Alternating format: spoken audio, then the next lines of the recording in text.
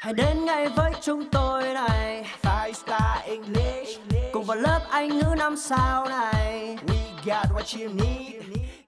So, hi, my name is Nhi, and I'm going to be the interviewer today with Kai.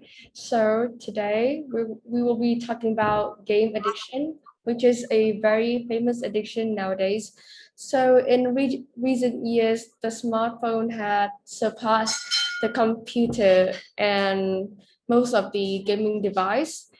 So, furthermore, like many multiplayers, only play like online playing role something they usually play apps like World of Warcraft or Fortnite or League of Legends.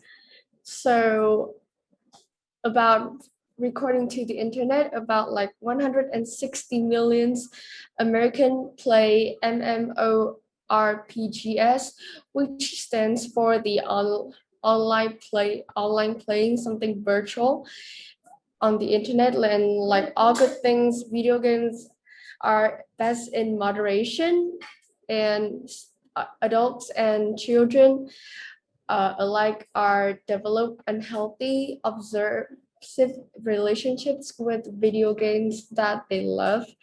And next of all, Kai is going to tell us some things about these statistics. So, here are some statistics about gaming addiction. So, video game addiction is very common. Around 0.3% to 1% of the general population fit the criteria for video game addiction diagnosis in the US, UK, Canada, and Germany. South Korea declared the video game addiction a public health crisis since more than 600 children have video game addiction.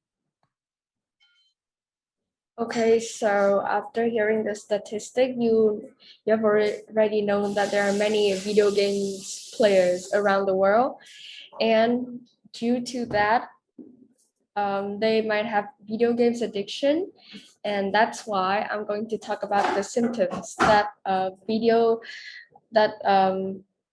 that the players who had video games addiction like this. There's a picture here showing the person who had video games addiction. They will have something like insomnia or slouch.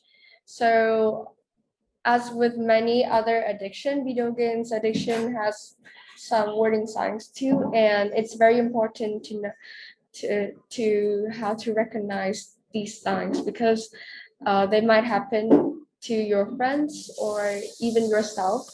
So we have two kinds of symptoms. It might be emotional or physical symptoms.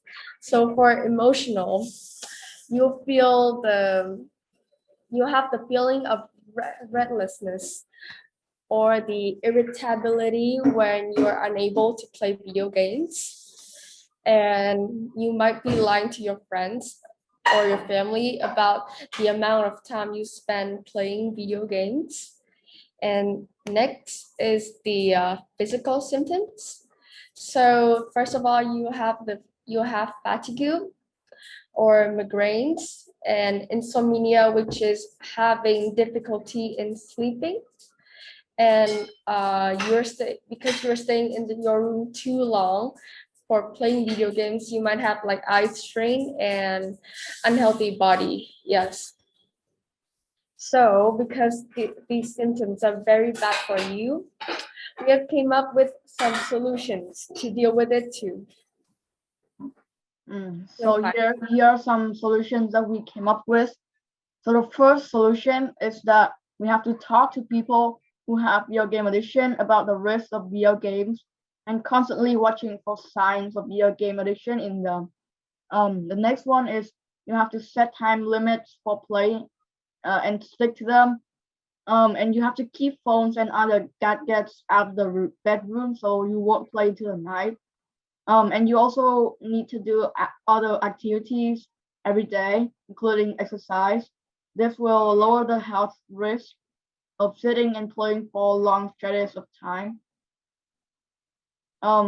Yeah, and that's the end of my solutions. So here's an interview with Phong, a video game, a person who have video game addiction. So yeah. Hello, I'm Phong, and I really like playing video games. My favorite one is League of Legends and Arena Valorant. Right, so the first question is, how much time do you spend on playing video games a day? It takes me about 5 to 6 hours a day to play video games. Wow, that's a lot. When do you usually go to bed at night? Around 11 to 12 p.m., but sometimes I play till like 2 to 3 a.m. Wow, that's pretty late. So next question is, have you ever deposited money into a game? I usually spend all of my pocket money into video games, and every year after Tate holiday, I will spend about half of my lucky money in video games. Wow, you seem to be very addicted to video games. So do you often have problems at school or home because of your gaming? Just a little bit. I always forgot to do my homework, and in class, I'm easily to getting distracted. Yeah, that's pretty dangerous. Have you ever skipped a meal to focus on gaming? I usually skip breakfast to play games, and every morning when my mother tell me to come downstairs and eat breakfast, I just take a cup of water or some milk, then I will take out my phone and play. That doesn't really sound healthy. Um, do you become upset and hot-tempered when you're not playing video games? Not really, but sometimes when I lose a lot, I really want to play more and win the game. Yeah, that are the effects of video games. Do you have insomnia? No, I don't think so. Oh, do you usually feel tired and have headaches? Just sometimes. Okay, so that's the end of my interview with Fong. So as you can see, saying with what is not enough. So that's why we have invited Fong, who is a video gamer, for you to see how gaming addiction affects him. So he has symptoms like he skipped breakfast, which is very unhealthy for your health.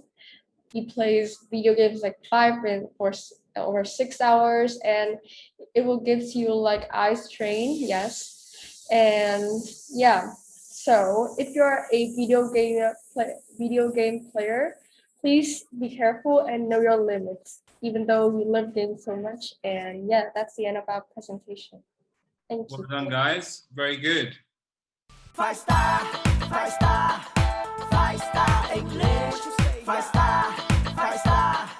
5 Star English, một công ty thuộc tập đoàn giáo dục Atlantic